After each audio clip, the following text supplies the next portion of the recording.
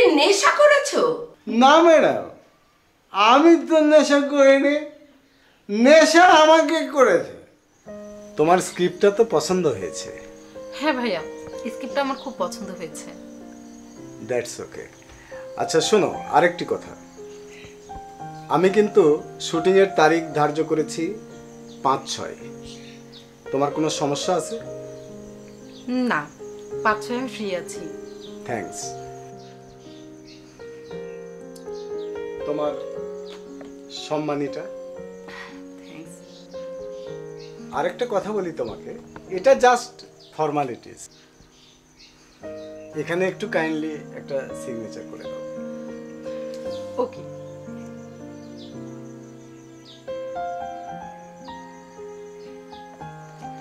That's good.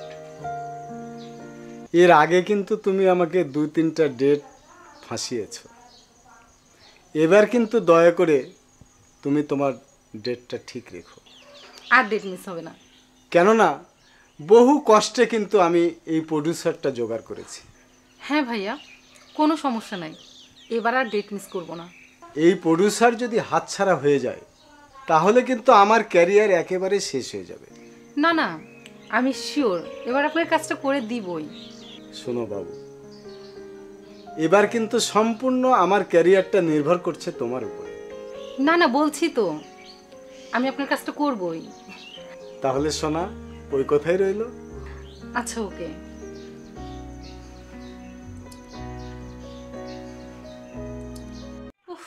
তুমি যে কি পাগলামি করো না, কাল পরশু আমার শ্যুট আছে, অলরেডি আমি অ্যাডভান্স নিয়ে ফেলেছি।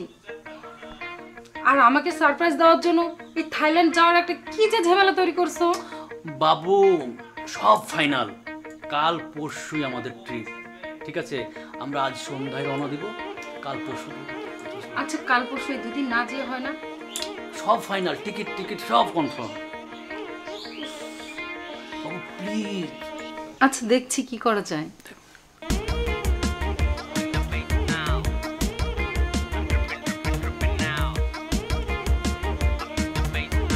হ্যালো ভাইয়া, ভাইয়া আমি না খুব অসুস্থ, কাল পরশু শ্যুট করতে মনে হয় পারবো না। হয়েছে কি, আমি আজকে ডক্টরের কাছে গিয়েছিলাম, ডক্টর বলল আমার জন্ডিস ধরা পড়েছে। না ভাই, আমি তো বাসায় নেই, আমি গ্রামের বাসায় চলে এসেছি। না ভাইয়া, আমি তো কাল পরশু শ্যুট করতে পারবো না এই অবস্থায়। আপনি একটু ম্যানেজ করে নেন ভাইয়া প্লিজ। ভাইয়া আমি আসলে উঠতে পারছি না। ওকে ভাই, একটু ম্যানেজ করে নেন ভাইয়া প্লিজ। ওকে পারফেক্ট, তাহলে আমরা আজকে সন্ধ্যায় রওনা হচ্ছি। তুমি লাগেজ টাগেজ যা আছে সব গুছিয়ে নাও। ওকে, সন্ধ্যায় আমরা।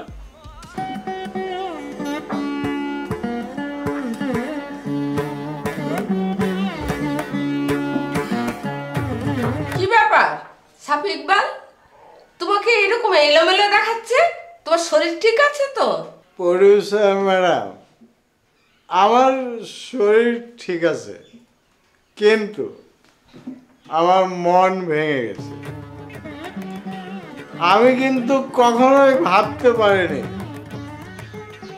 আমাকে এইভাবে কথা দিয়ে এত বড় ছ্যাঁকা দিবে।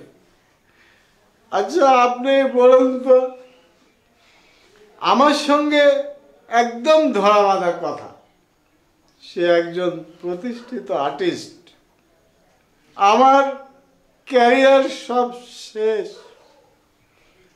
আমি আপনার কাছে আর কখনোই মুখ দেখাতে পারবো না। আপনি আমাকে অনেকগুলো টাকা দিয়েছিলেন, আমি তাকে অ্যাডভান্স করেছি। এখন আমাকে সকালে ফোন করে বলছে আমি অসুস্থ, আমার জন্ডিস হয়েছে। আচ্ছা আপনি বলুন ম্যাডাম, একটা মানুষের এই আজকে সুস্থ সবল মানুষ রাতের বেলায় তার জন্ডিস হয়ে গেল, এটা কখনো হইতে পারে? বলেন। তাহলে এখন আমি কি করব বলেন? আমি কোন মুখ নিয়ে আপনার সামনে দাঁড়াবো? তুমি কি নেশা করেছো? না ম্যাডাম, আমি তো নেশা করিনি, নেশা আমাকে করেছে। তোমাকে টাকা দিয়েছি আমার নাটকের জন্য। তোমার নায়িকা গেল কি এলো সেটা আমার দেখার বিষয় না, আমার নাটকটা শেষ হলেই হলো।